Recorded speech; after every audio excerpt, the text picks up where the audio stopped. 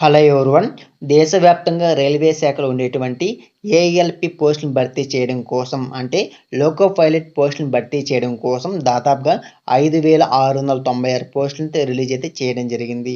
కాబట్టి ఈ నోటిఫికేషన్ గురించి కంప్లీట్ ఇన్ఫర్మేషన్తో పాటు అప్లికేషన్ ప్రాసెస్ ఏంటి, ఎసెన్షియల్ క్వాలిఫికేషన్ ఏమిటి, ఏ విధంగా అప్లికేషన్ పెట్టుకోవాలి, ఎప్పటి నుంచి పెట్టుకోవాల్సి ఉంటుంది, ఎగ్జామ్ ప్యాటర్న్ ఏమిటి, సిలబస్ ఏమిటి, ఇలాంటి డీటెయిల్స్ మొత్తం కూడా ఈ నోటిఫికేషన్ సంబంధించిన డీటెయిల్స్ మొత్తం కూడా ఈ వీడియోలో అయితే వివరంగా అయితే తెలుసుకుందాం. కాబట్టి వీడియోని ఫస్ట్ నుంచి ఎండింగ్ స్కిప్ చేయకుండా చూసేసి అందరూ కూడా అయితే అప్లికేషన్ అయితే పెట్టుకోండి. ఫస్ట్ మనం ఈ నోటిఫికేషన్ అనేది మీకు 2018 సంవత్సరంలో రైల్వే శాఖలో ఉన్నటువంటి ఏఎల్పి పోస్టులను భర్తీ చేయడం కోసం 20,000 పోస్టులు అయితే రిలీజ్ అయితే చేశారమ్మా.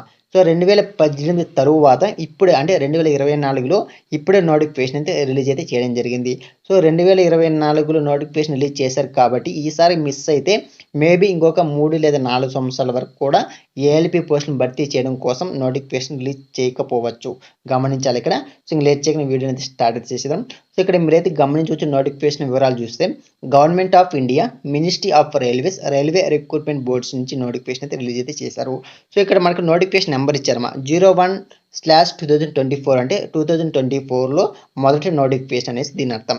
సో ఇక్కడ చూసుకుంటే ఇక్కడ మనకి దేశవ్యాప్తంగా భర్తీ చేస్తున్నారు కాబట్టి ఏఎల్పి పోస్టులు ఇక్కడ లొకేషన్లో కొన్ని బోర్డులు అయితే ఉన్నాయమ్మా. వాటిలో మనం చూద్దాం. ఇక్కడ బెంగళూరు, చెన్నై, తిరువనంతపురం, ముంబై, సికింద్రాబాద్, భువనేశ్వర్, కోల్కతా అనేసి ఇక్కడ మనకు కొన్ని బోర్డులు అయితే ఉన్నాయి. ఇవి ఇంపార్టెన్స్ బోర్డులు ఇవి. సో ఈ బోర్డులో మీరు ఒక బోర్డుకి మాత్రమే అప్లికేషన్ పెట్టుకోవాల్సి ఉంటుంది, ఎందుకంటే నోటిఫికేషన్ కూడా అలాగే ఇచ్చారు. సో మనకి తెలుగు వారికి అయితే సికింద్రాబాద్ ఉంది కాబట్టి సికింద్రాబాద్ బోర్డుకి మాత్రమే మీరు అప్లికేషన్ పెట్టుకోవాల్సి ఉంటుంది. సో గమనించాలి ఇక్కడ. సో మేము తెలుగు కాదు వేరే స్టేట్ అనుకుంటే ఆ స్టేట్లో ఉన్నటువంటి బోర్డుకి మాత్రం మీరు అప్లికేషన్ పెట్టుకోవాలి. సో మేబీ మన ఏపీ తెలంగాణకి రెండింటికి కూడా సికింద్రాబాద్ మాత్రమే కాబట్టి సికింద్రాబాద్ బోర్డుకి మాత్రమే మీరైతే అప్లికేషన్ పెట్టుకోవాల్సి ఉంటుంది. నోటిఫికేషన్ కూడా మెన్షన్ అయితే చేశారు. చూసుకోండి ఇక్కడ ఈ నోటిఫికేషన్ ద్వారా లోకో పైలట్ పోస్టులు అయితే భర్తీ చేస్తున్నారు, మీరైతే గమనించవచ్చు. సో మరింత నోటిఫికేషన్ వివరాలు చూసి ఇక్కడ మీరైతే గమనించవచ్చు. ఫస్ట్ మనం ఇక్కడ ఇంపార్టెంట్ డేస్ గురించి చూసుకుందామా. ఈ నోటిఫికేషన్ అనేది మీకు అయితే జనవరి 20వ తేదీన నోటిఫికేషన్ రిలీజ్ చేస్తారు. మళ్ళీ లాస్ట్ డేట్ ఎప్పుడంటే మీకు ఫిబ్రవరి 19వ తేదీ వరకు కూడా అప్లికేషన్ అయితే పెట్టుకోవచ్చు. అది కూడా మీరు ఆన్లైన్ ద్వారా మాత్రం అప్లికేషన్ పెట్టుకోవాల్సి ఉంటుంది. అప్లికేషన్ లింక్ కూడా ఈ వీడియో కామెంట్ సెక్షన్ అయితే ఇవ్వడం జరుగుతుంది. తర్వాత చూసుకుంటే ఇక్కడ పోస్ట్ ద్వారా అసిస్టెంట్ లోకో పైలట్ పోస్ట్ అయితే భర్తీ చేస్తున్నారు. వీటిని మనం ఏఎల్పి పోస్ట్ కూడా అంటాము. లెవెల్ 2 కింద మీకైతే 19,900 రూపాయలు శాలరీ ఇస్తామని నోటిఫికేషన్ మెన్షన్ చేశారు. కానీ ఇది మన కేంద్ర ప్రభుత్వం కాబట్టి ఈ 19,900 ఒకటే కాకుండా టీఏ అలవెన్సెస్ అనేసి, హెచ్ఆర్ఏ అలవెన్సెస్ అనేసి, సో ఇలాంటి అలవెన్సెస్ మొత్తం కలుపుకుంటే మేబీ మీకు ఫస్ట్ ఇప్పుడున్నటువంటి లెవెల్ 2 కింద శాలరీస్ గురించి చూసుకుంటే కేంద్ర ప్రభుత్వం చూసుకుంటే ఒక 40,000 నుంచి మీకు 30,000 నుంచి 40,000 రూపాయల వరకు శాలరీ తీసుకునే అవకాశం అయితే ఉంది. సో స్పెషల్గా ఇప్పుడున్నటువంటి శాలరీస్ ప్రకారం చూసుకోండి. సో ఇక్కడ చూసుకుంటే ఎగ్జామ్ ప్యాటర్న్ ఏమిటి, అదేవిధంగా జాబ్ సెలక్షన్ చూసుకుంటే ఇక్కడ చూసుకుంటే మెడికల్ స్టాండ్ అయితే ఉంటుంది. అంటే మీకు ఇక్కడ CBT1, CB2 మెడికల్ ఎగ్జామినేషన్ అనేసి 3 ఎగ్జామినేషన్లు అయితే ఉన్నాయి. వాటి గురించి నేను ఇదే వీడియోలో మీకు అయితే ఎక్స్ప్లెయిన్ అయితే చేస్తాను. సో ఏజ్ లిమిట్ చూసుకుంటే మీకు జూలై 2024 ఫస్ట్ నాట్ మీకు 18 to 30 ఇయర్స్ మధ్య అయితే ఉండాల్సి ఉంటుంది. సో టోటల్ వేకెన్సీ చూసుకోండి. ఇక్కడ చూసుకుంటే మీరు 5,696 పోస్టులు భర్తీ చేస్తున్నారు. భారీ నోటిఫికేషన్ అనేసి మనైతే అనుకోవచ్చు. ఇక్కడ చూసుకుంటే మీకు ఆన్లైన్ ద్వారా అప్లికేషన్ పెట్టుకోవాల్సి ఉంటుంది అనేసి నోటిఫికేషన్ కూడా క్లియర్గా అయితే మెన్షన్ అయితే చేయడం జరిగింది. సో ఎలిజిబిలిటీ చూసుకుంటే ఇక్కడ మీకు ఎలిజిబిలిటీ చాలా ఇంపార్టెంట్ అమ్మా, క్లియర్గా అండి. సో మీరైతే అందరూ 10th క్లాస్ SSC పాస్ అయి ఉండాల్సి ఉంటుంది. 10th క్లాస్తో పాటు మీకు ITI ఉండాల్సి ఉంటుంది, అదేవిధంగా డిప్లొమా చేసి ఉండాల్సి ఉంటుందమ్మా. సో ఎవరైతే ITI, డిప్లొమా లాంటి కోర్సులు కంప్లీట్ చేసి ఉంటారో వాళ్ళు మాత్రం అప్లికేషన్ పెట్టుకోవచ్చు అనేసి నోటిఫికేషన్ కూడా క్లియర్గా అయితే మెన్షన్ అయితే చేయడం జరిగింది, మీరైతే గమనించవచ్చు. ఇక్కడ మెడికల్ ఫిట్నెస్ కావాలంటున్నారు, ఏజ్ లిమిట్ కావాలంటున్నారు. వాటి గురించి నేనైతే ఇదే వీడియోలో మీకు అయితే క్లియర్గా అయితే ఎక్స్ప్లెయిన్ అయితే చేయడం జరుగుతుంది. సో ఇక్కడ చూడొచ్చు, మీరైతే గమనించవచ్చు మెడికల్ ఫిట్నెస్లో మీకు ఏమేమి ఉండాల్సి ఉంటుంది నోటిఫికేషన్ మెన్షన్ చేస్తారు. స్టాండర్డ్స్ ఆఫ్ మెడికల్ ఫిట్నెస్లో చూసుకోండి. ఇక్కడ A1లో మీకు ఫిజికలీ ఇన్ ఆల్ రెస్పెక్ట్లో చూసుకోండి distance vision 6/6, 6/6 without glasses with ఫంగన్ టెస్ట్ అనేసి అన్నారమ్మా. సో ఈ విధంగా వీళ్ళు ఇచ్చినటువంటి డీటెయిల్స్ ప్రకారం మీకైతే మెడికల్ ఫిట్నెస్ అయితే ఉండాల్సి ఉంటుంది అనేసి క్లియర్గా మెన్షన్ అయితే చేయడం జరిగింది. సో నేషనాలిటీ సిటిజన్ చూసుకుంటే మీరు ఏ సిటిజన్ ఆఫ్ ఇండియా ఉన్న వాళ్ళు కూడా అప్లై చేసుకోవచ్చు. ఈ citizen of Nepal A subject Bhutan అనేసి ఇక్కడ కొన్ని సిటిజన్స్ ఇచ్చారు. సో వీళ్ళందరూ కూడా అప్లికేషన్ పెట్టుకోవచ్చు అనేసి ఇక్కడ మనం అర్థం చేసుకోవచ్చు. తర్వాత ఏజ్ లిమిట్ చూసుకుని మీకు జూలై 1, 2024 నాటికి 18 సంవత్సరాల నుంచి 30 సంవత్సరాల మధ్య అయితే ఉండాల్సి ఉంటుంది అనేసి నోటిఫికేషన్ మెన్షన్ చేశారు. అదేవిధంగా ఎస్సీ, ఎస్టీ వారికి 5 ఇయర్స్ ఏజ్ రిలాక్సేషన్ వర్తిస్తుంది. ఓబీసీ వారికి 3 ఇయర్స్ వరకు ఏజ్ రిలాక్సేషన్ వర్తిస్తుంది అనేసి నోటిఫికేషన్ క్లియర్గా మెన్షన్ చేశారు.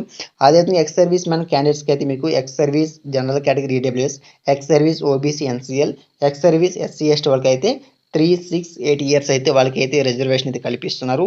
అదేవిధంగా ఫిజికలీ హ్యాండిక్యాప్డ్స్ ఉంటారు కదా, పీడబ్ల్యూడీ వాళ్ళకి, సో అలాంటి వాళ్ళకి కూడా ఇక్కడైతే ఏజ్ రిలాక్సేషన్ అయితే వర్తిస్తుంది అనేసి నోటిఫికేషన్లో క్లియర్గా అయితే మెన్షన్ అయితే చేయడం జరిగింది. తర్వాత ఎగ్జామినేషన్ ఫీజు గురించి చూసుకుంటే క్లియర్గా మెన్షన్ చేశారు ఇక్కడ. For all candidates expect categories maintain below serial number 2 అనేది ఒకసారి గమనిద్దాం ఇక్కడ. First stage CBT open fee out of these fees RS 500 rupees and amount 400 rupees shall be refund due to deduction bank charges on operating in first stage CBT exam అనేసి అన్నారు.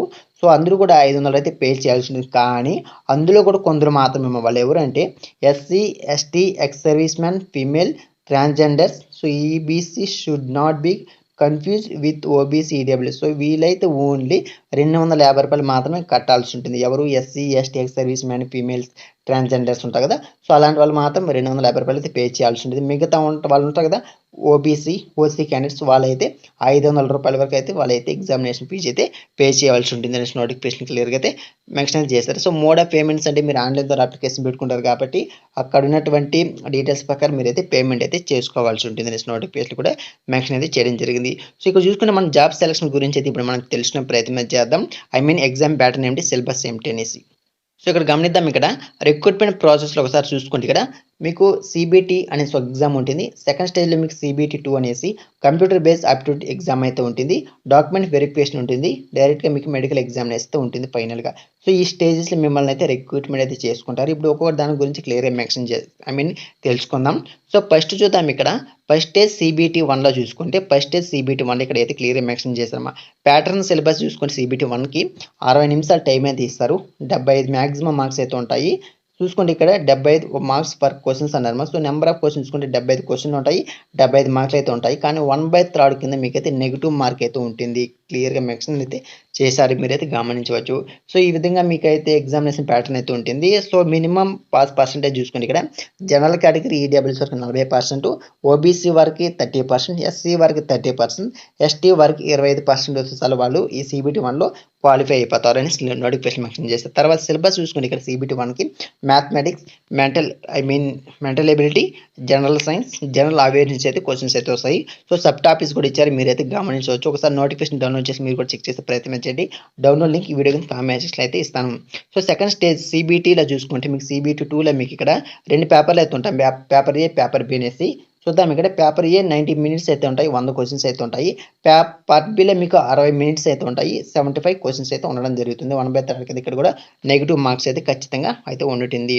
So ఇక్కడ చూసుకుంటే part ఏలో మీకు అయితే general category EWS వాళ్ళకి అయితే 40%, OBC వరకు 30, ఎస్సీ వరకు 30, ఎస్టీ వరకు 25% వస్తే పార్టీలో మీరైతే క్వాలిఫికేషన్ అయితే అయిపోతారు. ఎవరైతే CBT 1లో క్వాలిఫై అవుతారు వాళ్ళకి CBT ఎగ్జామ్ అయితే ఉంటుంది. సో ఓకేనా.